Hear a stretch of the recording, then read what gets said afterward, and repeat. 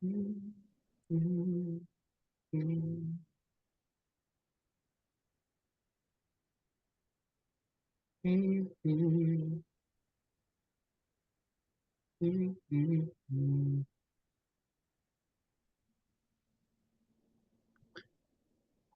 good evening, everyone. It is 7:04, and we are going to get started at 7:05. For those of you who have not met me yet, I am Dr. Karen Hills Pruden. I am the founder of the Sister Leaders Community, and I am so excited to get started with the first speaker of this season, the 2025 season, for the Sister Leaders guest expert, and it is none other than Dr. Natalie Halloran. And so, Dr. Natalie, can you tell the Sister Leaders community how wonderful you are and what problem you solve as you begin your session? Well, good evening, everyone, and thank you for taking this time to participate with the sisters, this circle, impactful leadership session. I bring at least 25 plus years of expertise in leadership. Being an impactful leader is so vital to every organization, regardless of your field. I've had experience ranging from public school as a teacher, specialist, school administrator. I've also spent some time at the Department of Education working with various schools throughout the state in the U.S. Department of Education, working on school improvement with improving academic achievement and building teacher and staff capacity with school leaders. And my most recent role has been as a Chief Human Resources Officer, which I provided exceptional leadership and support to the entire staff of a school division in collaboration with team members from various organizations. So I look forward to sharing some of my impactfulness that I've learned over my 30 plus years in the field, as well as engaging in conversation with you. So let's get started. And feel free to ask questions. I recommend you have a pen and pad with you because this is very collaborative. And we know this was going to be posted and uploaded later on social media, but right now you have the firsthand experience of asking me questions because you're participating this evening. So we'll get started. So leadership means that you're being impactful from the start, whether you are a new leader, whether you are a seasoned leader, but wherever you are at this moment, it's very important that you're impactful from the start. And these are three of the key items that we're going to discuss tonight: the key leadership principles, actionable strategies, as well as implementation and next steps. Those are some of the key areas. Impactful leadership matters. Why? Take about 30 seconds and think about that. Why does it matter that you're impactful as a leader or that you make an impact with your organization or the teams that you support? I'll give you about 30 seconds to think about that.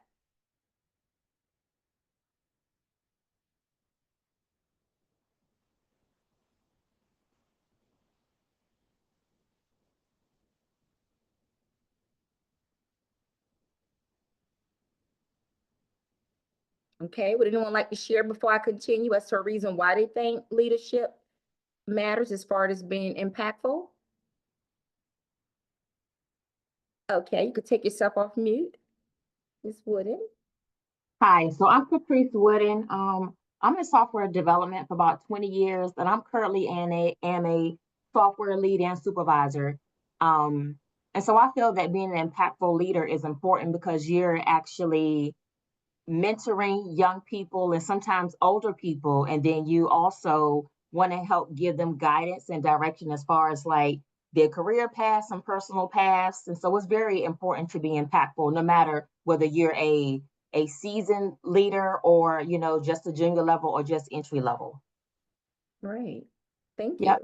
Well, and we're going to explore some of those areas. So thank you for that. Anyone else before I move on?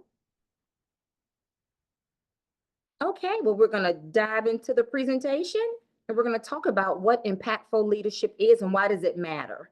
Well, first of all, impactful leadership is pivotal in shaping an organization's success, right? Because you're fostering the motivating part of the team, you're engaging the team at all levels.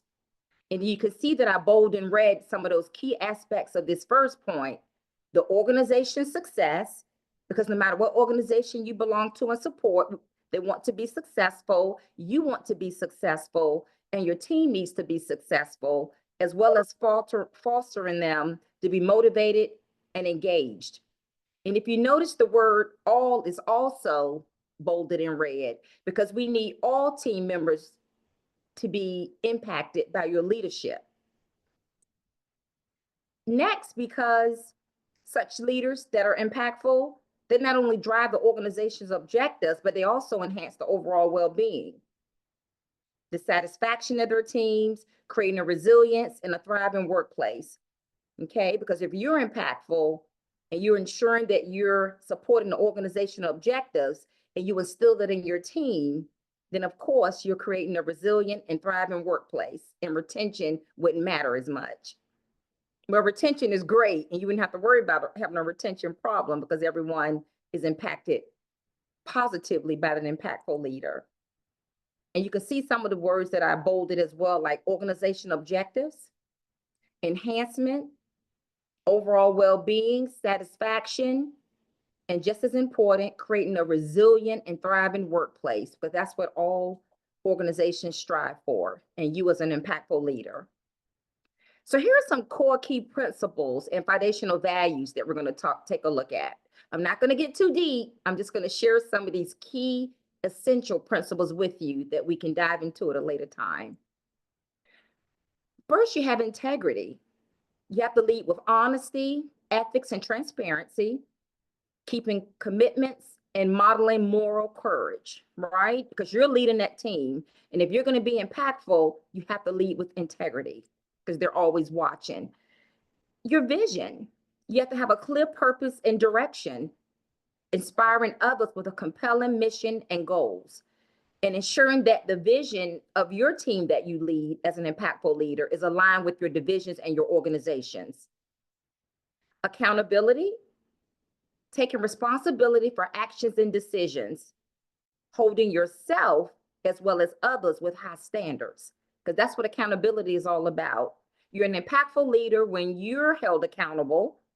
Sometimes things don't always go right, but if you hold yourself accountable, that means that when your team see that, they become accountable as well. Empowerment. You must empower your team, providing growth and development opportunities, delegating responsibilities, and trusting team members, right? Because you can't do it all yourself, or you'll burn yourself out and wear yourself out. So empowerment is a key as well. And we're going to dive deeper into some of these later when we talk about some of the strategies to support these principles. Communication. Actively listening and fostering open dialogue, providing clear, constructive feedback. Communication is the key. It's one thing to be talking, having spoken words, but communication meaning that they are hearing and listening to what you're saying, and there are actions as a result of your communication. So remember, it's one thing to give information and to speak with someone, but communication means there's that dialogue and actively listening, and not always like some of us do. The minute someone starts to talk, then you're immediately waiting to respond instead of actively listening so that you can respond. Okay, so before we move on, do any of those 5 stand out to any of you that you would like to share or provide some input before we move to the next set of principles? Anything stand out? Okay, so let's go to the next few principles. Adaptability. None of us are where we started out, right, in our careers. So that means you have to adapt, be able to adapt, be flexible, resilient, and face the challenges, embracing innovation, problem solving. That's what leaders do. But if you're an impactful leader, you do this and you drive that change that's needed and seen in organizations. So you're able to adapt. As I progress, especially from becoming a teacher and then a specialist and then an administrator and then a chief, I had to adapt because leadership looks different at different levels of an organization. You have to learn how to be flexible. Emotional intelligence, understanding and managing your emotions and those of others. And also, just as important, building strong relationships based on empathy and respect.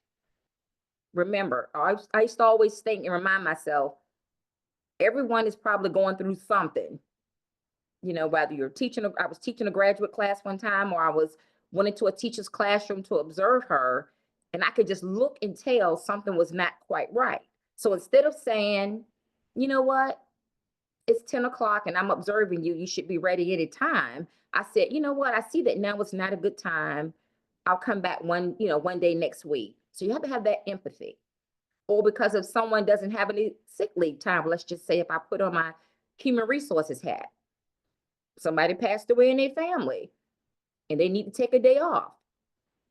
You wouldn't want to say, and I've had this happen before, and not me, but an administrator to tell someone, well, you can't take off because you don't have any sick leave, but they just lost a close family member. You have to have empathy as an impactful leader. And one more thing about managing your emotions. We have to remember that you're doing what's best for those in your organization, whether it's people, children, or organization, and not so much making it so emotional, all about you, is what's best for the organization or even the students if you're working in a school environment. Collaboration, oh my. Collaboration is one of those big ones. When you're promoting teamwork, valuing diverse perspectives, and you encouraging inclusiveness and shared decision making, you can get so much further in an organization. It's not that I'm the leader, it's the way that I would like to see it go. It's about collaboration. And when the team has input in it and it's a collaborative effort, you'll reach those heights much faster. And then you'll have employees or team members that are going beyond because they see that it's very collaborative and they know that it's open and it's safe, that environment that you created. And then shared decision making is also in collaboration important, because if they know that decision was made from the team and that you provided opportunities for them to have input, then more than likely your expectations and everything will be carried out. And then a service-oriented mindset, leading with the focus on serving others. It's not always about you, right? Putting the needs of the organization and people first. What's needed? What does this data say is needed? The data say that's needed. And courage. You have to have courage. You can't be in leadership, especially be an impactful leader, if courage isn't there. You have to take risks, make difficult decisions, and stand up for what is right, even when it's unpopular. I should tell my team often, I really don't need or want a lot of Natalies around here. We need different perspectives, right? Because we're not always right, and we don't always know what's best.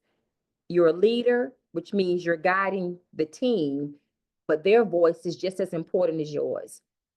So, you don't want a bunch of yes people. Some people say they do, but you really don't if you really want to see change and be an impactful leader. Do any of those stick out to any of you, or anyone would like to share, give an example of anything that's just stood out to you from this list? I would like to provide some input, Dr. Halloran. So I'm in higher education and have worked in corporate settings and in school system settings as well, all in leadership roles. And I think that piece about courage is really important, because a lot of times as a leader, you have to make difficult decisions that not everyone is going to like.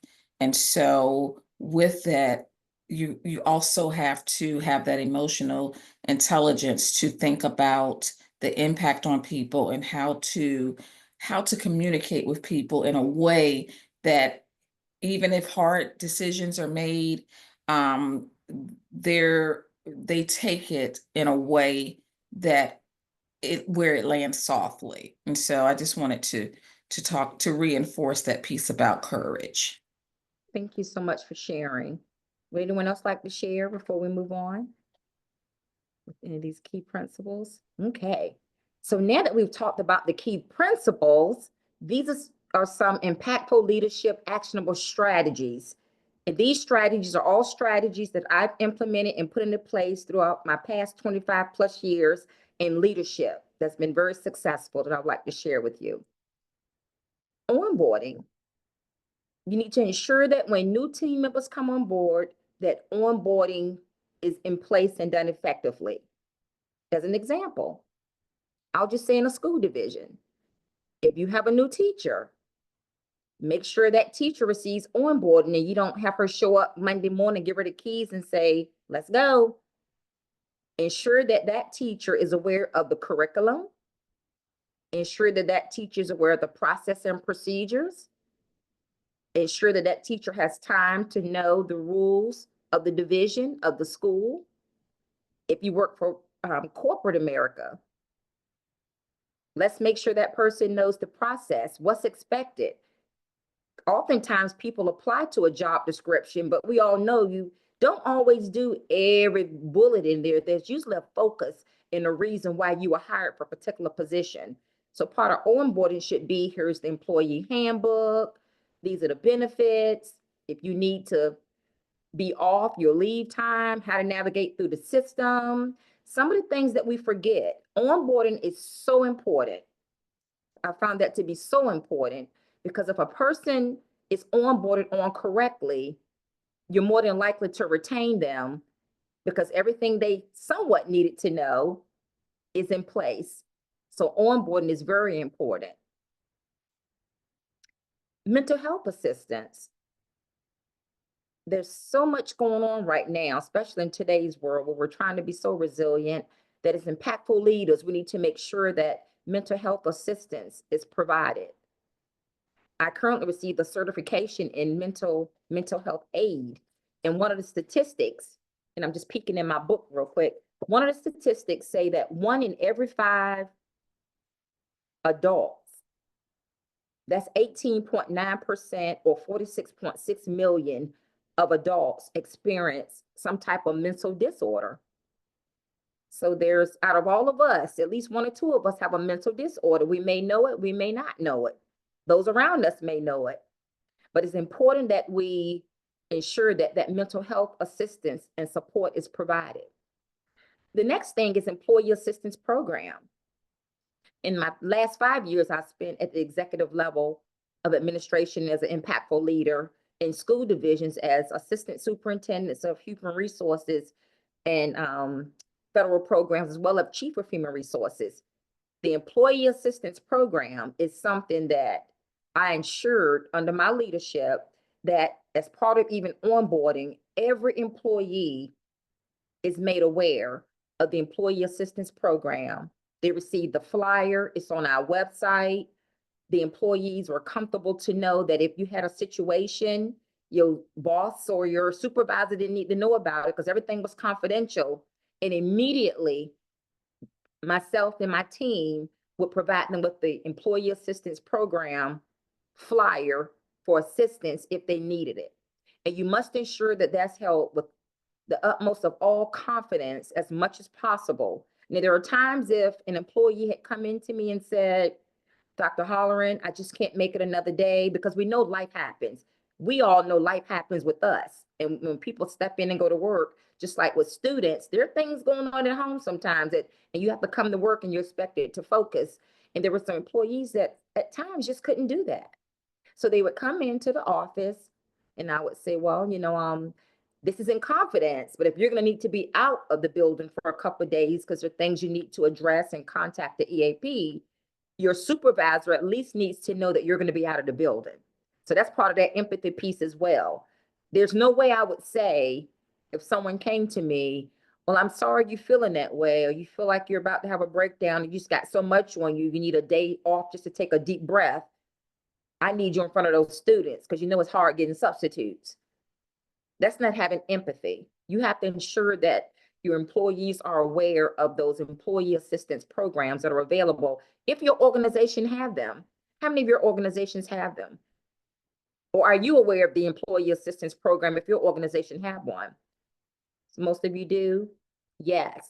So it's very important as an impactful leader that your employees are aware of that employee assistance program and that they're able to get the support that they need. And it's not always about, when you go to the EAP, about something that, I mean, it could be something like financial, or you caring for an elderly parent or elderly care. It doesn't always have to be about you and maybe, you know, you're not feeling well or you need somebody to talk to, you need a counselor.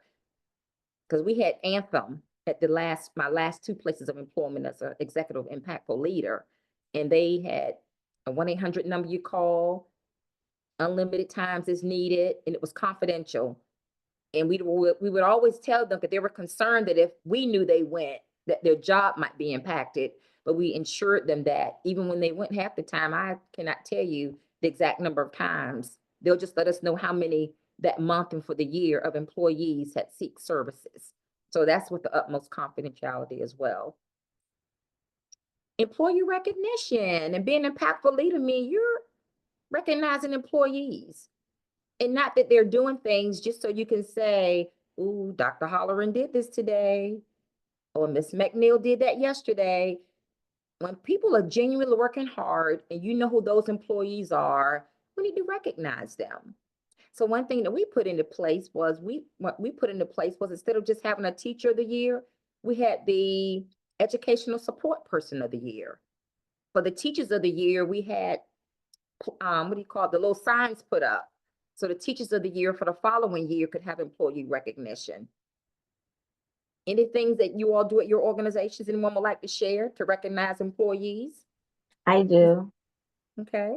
Right. So again, I'm in software development corporate. We function a little different from like the teacher community. But we do have, like, other than we have like our annual performance reviews, I am a supervisor and I lead about 4 people. We have since implemented quarterly impact awards where every quarter, every 3 months, January from March, the leadership, we have an opportunity to recognize like our employees or someone that we work with. And I have just recognized one of my employees. He is 24 years old from California. He's been here coming up a year in April. And he's done magnificent, you know, adjusting to corporate, coming straight from college. So I was able to nominate him, and hopefully leadership reviews it and he'll get selected. And they normally put up like a write-up and they'll send out an email, or they can choose from different like rewards, like a gift card or just whatever. So not only just recognizing the employee once a year, you know, it's good to recognize them quarterly too, because a lot of times when you're working on something now, when you're waiting for that whole year to review them, you forget about things that they worked on. And sometimes if the employee isn't documenting their tasks weekly, they forget.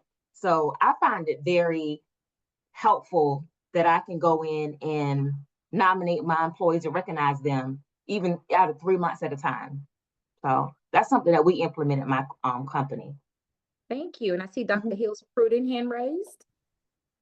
Yeah, I thought I would add to the discussion just a little bit. And I do a lot of things off-site. I've been managing people for quite a while. And so I do take my team off-site for off-site activities like Top Golf. I love to eat. Eating is my love language. My staff knows that. So we always eat out, nice restaurants and different things like that. And so I try to go above and beyond all those things that an employer would pay for. So these are things that I do on my own with my own money to recognize my employees, to recognize my team. And we do it a couple of times a year, and it's not necessarily associated with any particular holiday.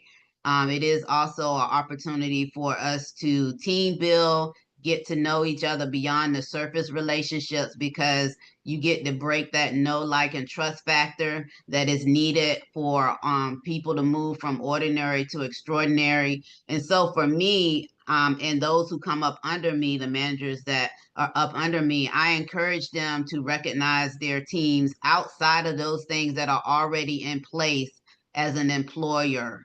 Show them that you care yourself by doing something extra. It can be an ice cream day. It doesn't have to be something that costs a whole lot of money or big and grandiose. It is just the recognition that they like. Thank you, Dr. Hills Pruden.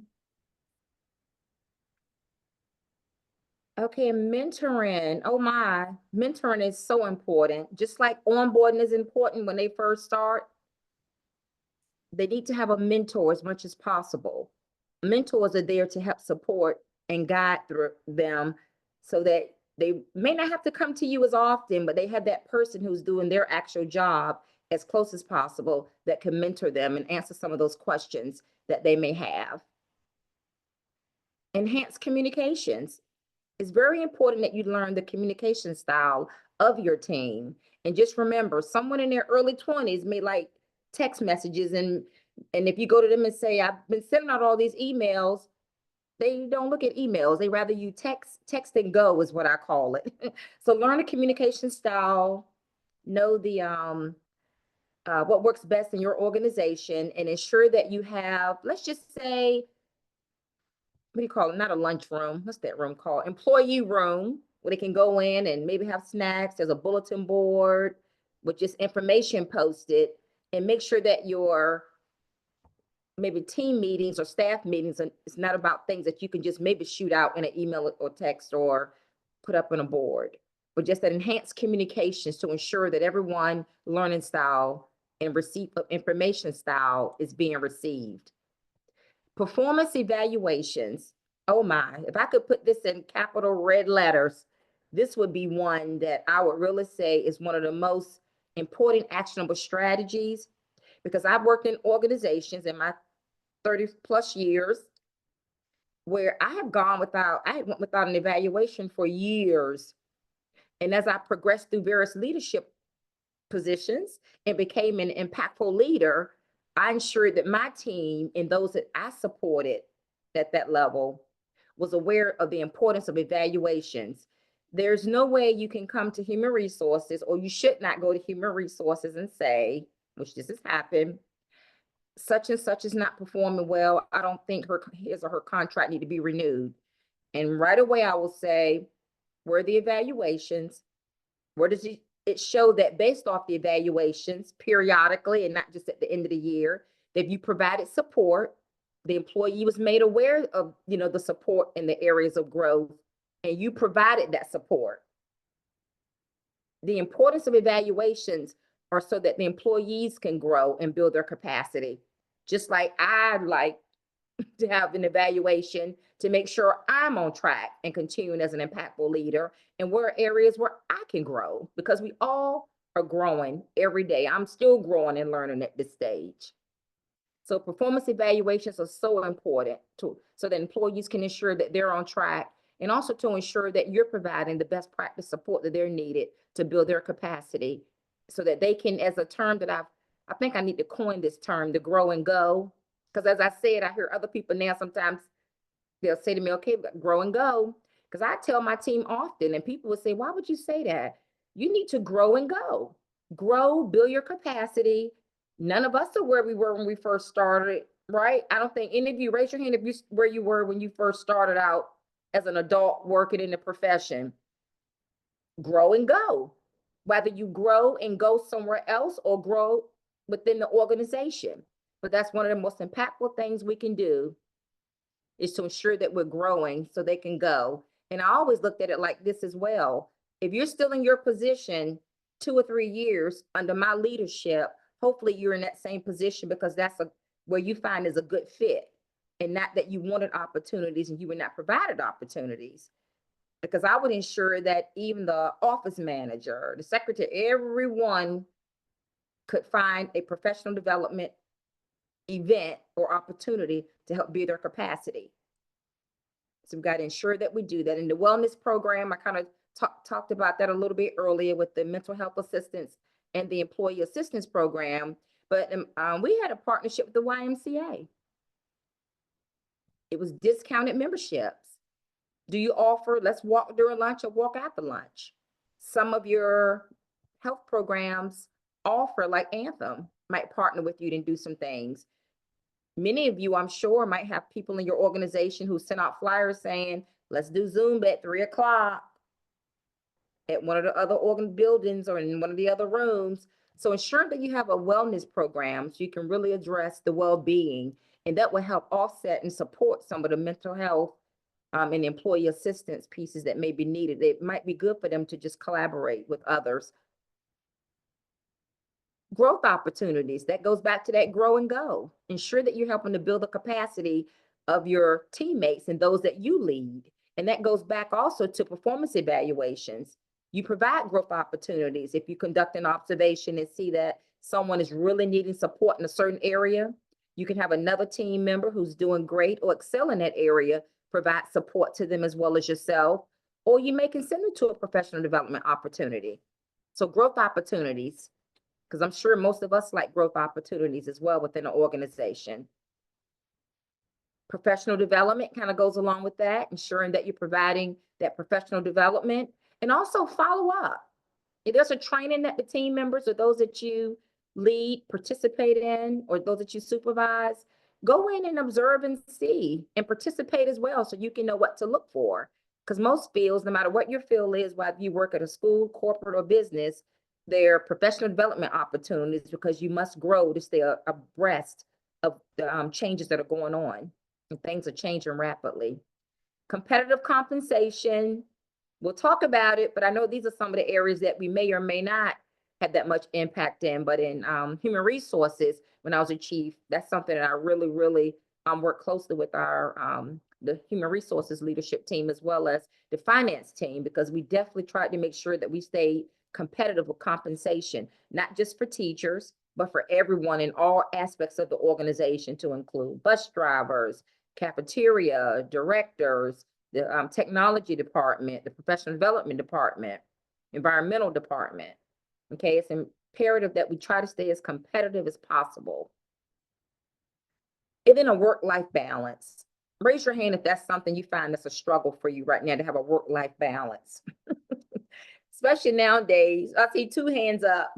Yeah, because it's so important that we have that work-life balance, because remember, your family is going to be there for you. And someone used to always say, and I never understood that when I first started in the early 90s out in this professional world, what they always say, you can drop right now, they'll have you replaced the next day.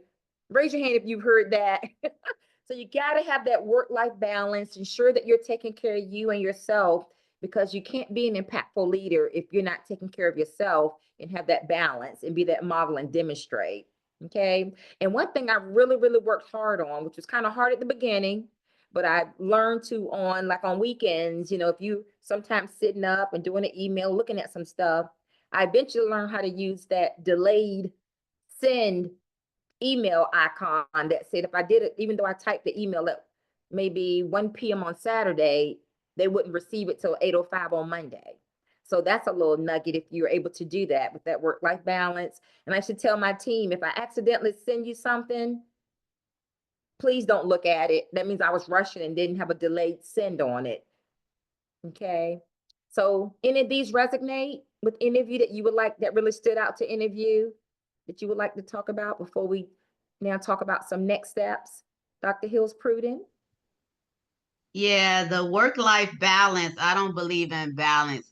Because, balance is meaning that it's even on both sides. And is it really even? Or I like to think that we reprioritize things, as things come up. Because I don't know if we really have work and personal even to balance it. And I've always struggled with the word balance in terms of that term.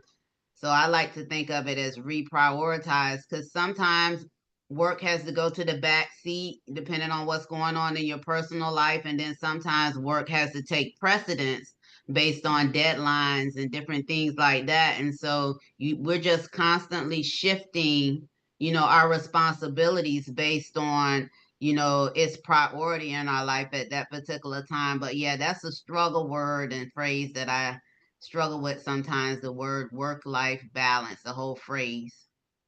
I like that. So it's really situational, like you said. Mm-hmm.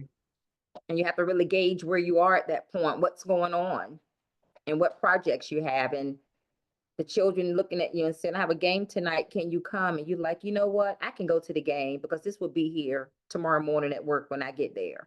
Or somebody else is going to go real quick, but I won't miss the next one, I promise. So yeah, working on that. So impactful leadership 101, some implementation and next steps based off what we talked about. Align various funding sources, whether you have local, state, federal, with your applicable retention strategies. Because if you implement some of those strategies we talked about, that'll help with retention. So maybe if you have a budget, hopefully you manage some part of a budget or have input on budget, that funding can be used to support some of those things. You may need funding to support some professional development opportunities. You may need funding to support a wellness retreat for your team. And I like how Dr. Hills Pruden says she takes her team offsite. That's great sometimes for everybody just to kind of get away a little bit. Building the capacity of those around you that you lead and or that you supervise. So again, as a next step, just think about and reflect on those who you support and you lead, and look at how you can help build their capacity or provide them with more opportunities so that they can grow and maybe go, but not too soon, because I know you need them, but helping to build those around you and leading with empathy and understanding. That is so important that you do that.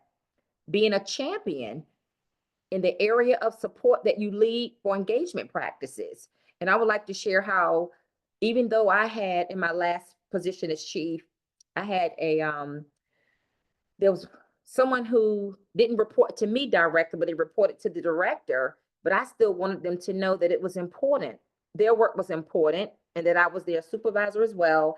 And I attended their events that they had, because I think it's great that they see that, not that my immediate director is coming to some of the events that I'm sponsoring and hosting, but also the impactful leader that's leading our team see and value what I'm doing. So I think it's very important that you be seen as a champion for your entire team and show that support, even for those who are not your immediate, that you're not their immediate supervisor. So that's very important. And be open to feedback and implementation of changes if needed. Your team might say, because I've had it before. They say, okay, Dr. Halloran, we know you're thinking of this, but can we try that? Or I think we maybe should look at it this way. It's like, okay, we're a team, let's go. And if they come to you with strategies or recommendations and things that you feel as though, not going to be detrimental to the team or the organization, be open to that feedback. Ensure consistency when adhering to organizational policies and practices. It's very important that you do not show favorites, that you're consistent. And that's the one thing of being an impactful leader also that I've really, really, really realized the importance of, was being consistent. If you have an employee handbook that says, you can't take off the day before a holiday, you can't let somebody who lead a couple of team meetings always do it, but the person who has to leave at 3:59 instead of 4 o'clock not do it, because they're not there and they leave immediately. You have to be consistent. And that's what I found in being an impactful leader in the area of human resources, where most leaders are not consistent with adhering to the policies. And other employees can see when you're not consistent, or as they say, fair. But if you always follow the policies and practices of the organization, you cannot go wrong, because you can always quote, as I would say, I do a snippet. If someone emailed me, I would do a quick little snippet of the employee handbook, page 19, and it's consistent. No matter what particular school or department that will reach out to me, we all knew on page 19 that it said, so consistency and adhering to policies is so important. And be intentional and impactful. Be intentional about what you're doing as a leader, because remember, those are watching, and your actions are helping to build the capacity of those around you. And as we're coming to closure, there are 3 snippets, and I love on LinkedIn how you find, or when you're looking out at social media on the internet, there are things that resonate with you. So this is what I saw that really resonated me with impactful leadership. And I want you to think about these 3 and see which one resonates the most with you, if it does. When you focus on others and connect with them, you can work together to accomplish great things. Leadership is about making others better as a result of your presence and making sure that impact lasts in your absence. So as we talked about, none of us are where we started, but we became impactful leaders We use the grow and go. We built our capacity. So hopefully when you left that organization and advanced in your career as an impactful leader, that the practices and everything you put in place stayed, kind of stayed in place, even though we know new leaders come and do different things. But because of your presence, some of those positive, impactful things stayed. And then this last one, leaders become great not because of their power, but because of their ability to empower others. That's that impactful empowerment. So would anyone like to share if any one of these stood out to them? Or you resonate with any of these? Ms. Woody? Yes. So all three of them actually resonate with me. But the first one, leadership is about making others better as a result of your presence and making sure the impact lasts in your absence. So my motto is being a servant leader, right? And sometimes the supervisors and leaders, you don't always get the recognition, or sometimes you feel like at the end of the day, you haven't completed any of your assigned tasks, but you have to remember, like for my self-experience, I have to remember that I serve, I do have 4 direct reports. So I'm also on a cyber team. So sometimes I provide a service. And as a leader, my job is sometimes filled with mentoring and serving my direct reports. So that kind of resonates with me because I get satisfaction a lot when I see that my employees are benefiting from the impact that I have and that they can grow. So that's just my input. Being a servant leader is not always about completing your task itself, but it also be an impact to your direct reports and other people and see them grow because you know that you have instilled things in them and foundation skills. Building that capacity. Capacity, Absolutely. yeah. Mm-hmm. Would anyone else like to share? I'll share. So all of them are, resonate with me. I'm looking at the last one where it says leaders become great not because of their power, but because of their ability to empower others. And I think early in my career, when I was in charge of new managers, and they would come to me for an answer, and I would ask them, what do they think? And the look on their face, because they just wanted me to give them the answer. And I was like, oh, I don't know. What do you think? And so it required them to at least think through what a possible recommendation would be before they would just come to me for the answer. But my goal was to make them self-sufficient so that they wouldn't just really rely on me just for an answer, but it also taught them how to research for answers and use the tools and things that we had in place for them to get the answer as well. It's always quick to just have someone give you something, but if that person is not there, what do you do if you don't use the tools and resources that the organization has for you to find the answer? And so that was my way of empowering them to be able to help themselves when I was not around. But it was very frustrating for them in the beginning because they just wanted that quick answer. But you train them, and so then after a while they would bring a recommendation to me along with a problem, and then we would talk about which was the best way to handle it. Thank you for sharing that. And I think with what both of you said, it also ensures that they are risk takers too, and they know it's okay. It's okay if I think this, that Ms. Wooding or Dr. Hills Pruden is not going to say, you know what, no, because you want risk takers and those who are open and know, okay, it's okay, because you become even more of an impactful leader and you're building other impactful leaders because they feel empowered. So I thank you so much for taking this time. We have a few minutes for questions. Are there any questions that anyone have for me? Ms. Wooden? I always have questions because I'm a leader. Okay, so my question is, and I do struggle with this on my team, but it's okay. How do you encourage and impact an employee that's kind of like a rock? They just kind of complacent where they are and they like to complain. What are your key points to try to I guess kind of, I don't know what the word I'm looking for, but if you have an employee that's constantly complaining, like what are some good pointers that you have to kind of smooth things out with them? I sometimes will put that person in charge of things to kind of take them under my wing and help build their capacity. Because sometimes I sit back and see and reflect, are they that way because of my leadership style, which I know my leadership style has adjusted as I've changed? You know, did my leadership style make them think no matter what they thought, it's gonna be my way? Or do they feel open, or do they need support?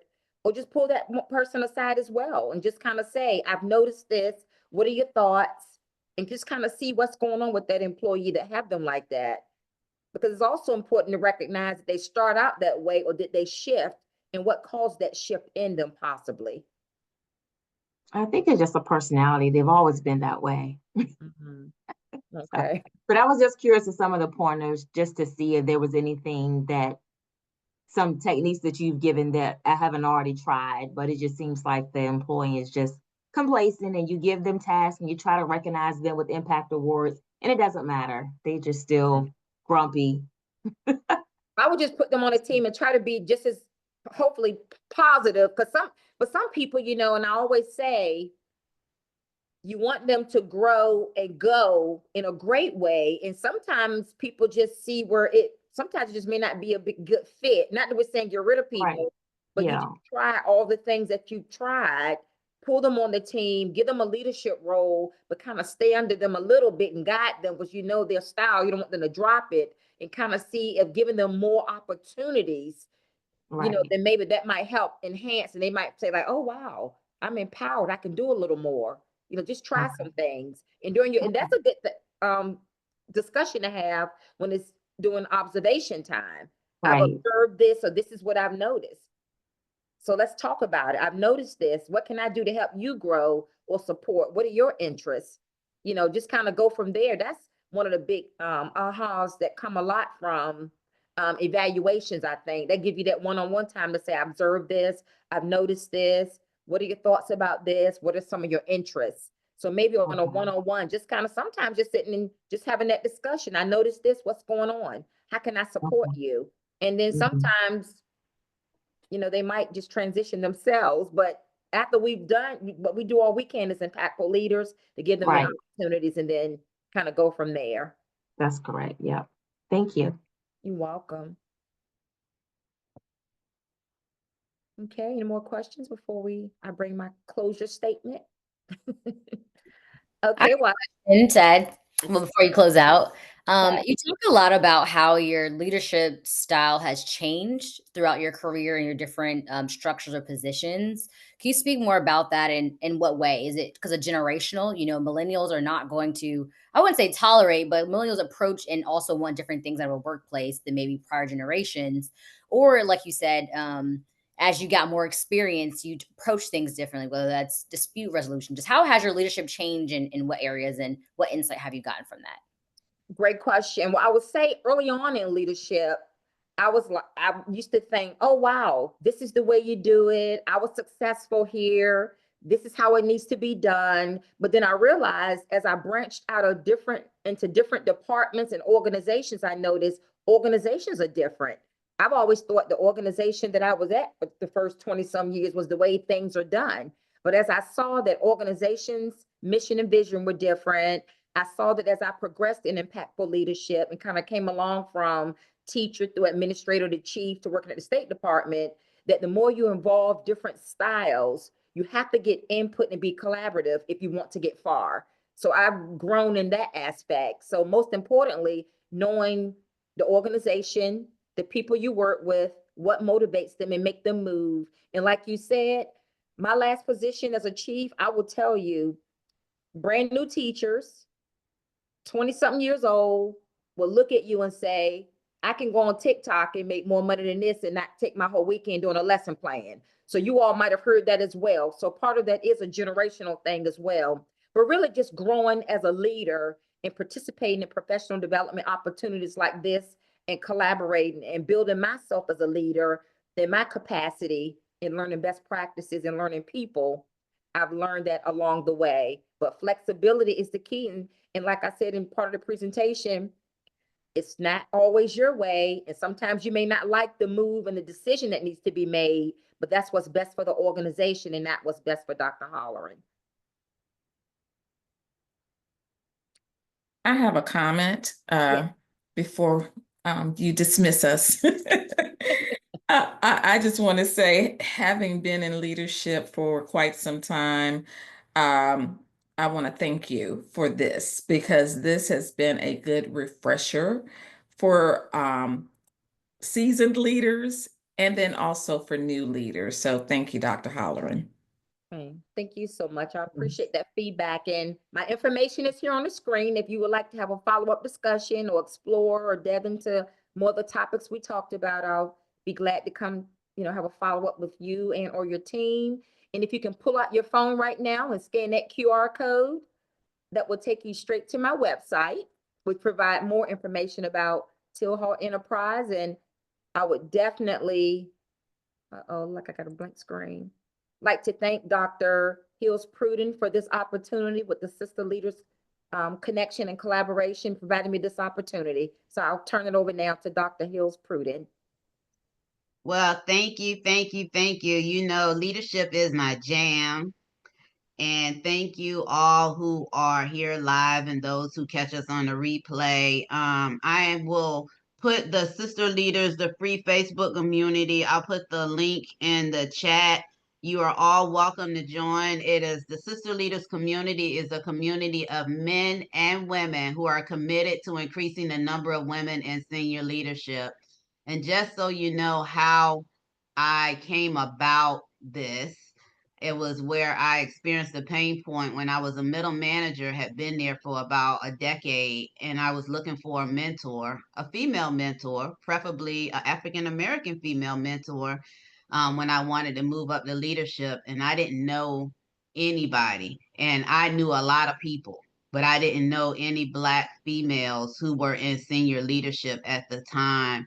And so I ended up going up on LinkedIn and sending my resume to two people that I researched and asked them to be my mentor. And my number one choice got back to me and said, sure, for $350 an hour. Now, this was 16, 17 years ago, and your girl was not rolling like that. And even if I lost 350 right now, I will be looking for it because I'm just that type of person.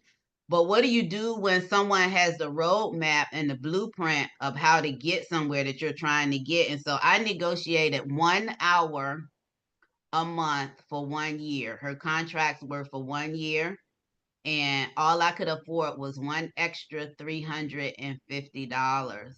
And so I negotiated that, and she worked with me for 1 year. She helped me to identify what my golden ticket to leadership was, which is that I love technology and I love analytics. And because analytics is the basis of all businesses and technology is the basis of all businesses, she wanted me to lead with that. And I had a special talent because human resources was my industry, that I could create numbers that could be validated over and over and over again for non-indirect revenue generating departments like human resources, PR, and marketing. And so that is what I led with. And I was invited to apply for a senior leadership position. I went through the 4-month process, and I have been in senior leadership ever since then. I have worked in 6 different industries. I have learned a lot, because I worked my way up from the front line to the C-suite, which is where I remain. But I also have worked 2 highways for the last 3 decades. I've been an entrepreneur and an entrepreneur. And so this business that Sister Leaders is part of is my consulting business. I own some other businesses as well. And so I don't want another female leader to go through the pain point that I went through, that you cannot even find anybody close enough to just ask a question, something simple as, will you review my resume? Can you help me on what to focus on? Do I have enough education? Where should I look? And so that's the purpose of the community. We're about 3,000 strong. We share information, education, and networks. We do expert sessions such as this. We do our annual conference that is coming up October 3rd and 4th. And Natalie is one of the speakers, so you'll see a lot of Natalie. She's one of the speakers in the conference. And we highlight all those competencies that you need for success, whether you work for yourself or someone else. The competency of leading people, the competency of leading change, the competency of using technology and analytics. And all of the speakers, such as Natalie, talk about all things that impact a leader. So your technical skills, your soft skills, your spirituality, your physical health, your emotional and mental health. And so that is what the Sister Leaders community is all about. I'll put the conference website in the chat as well. And so I encourage you to join the community, take part in these free classes. We do a lot. We have podcasts, magazines. There is a lot going on in the community. We try to reach everyone with whatever methodology that you choose to fancy for yourself. And so thank you, Natalie. Thank you, those who joined us live. Thank you for your questions. This is what it's all about, sharing information and sharing specific information. Because I hate when someone give you a general answer and you walk away not knowing what to really say or what to do or what to act on. And that's one of the things that I like about the leaders in the community is that they believe, such as me, that it's enough out here for all of us. And so we should be able to share information freely so that we all can excel and we can all elevate. So I thank you and good night. We'll hang up here for another 5 minutes, but then we'll do a countdown and I look forward to seeing you with the next speaker. Yes. Thank you. Have a great Good evening. night. Good night.